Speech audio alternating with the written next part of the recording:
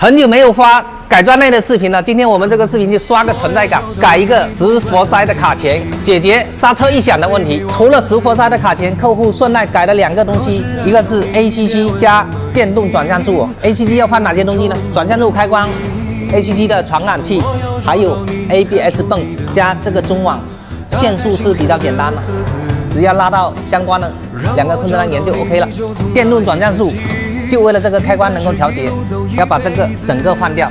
才跑了1000公里的车子，他舍得这么去折腾，为什么新车的时候不选装？所以我的建议是，买新车的时候能够想要的配置，尽量在新车的时候选哦。你如果买了现行的车子，那么这些配置找我选装也是对的了。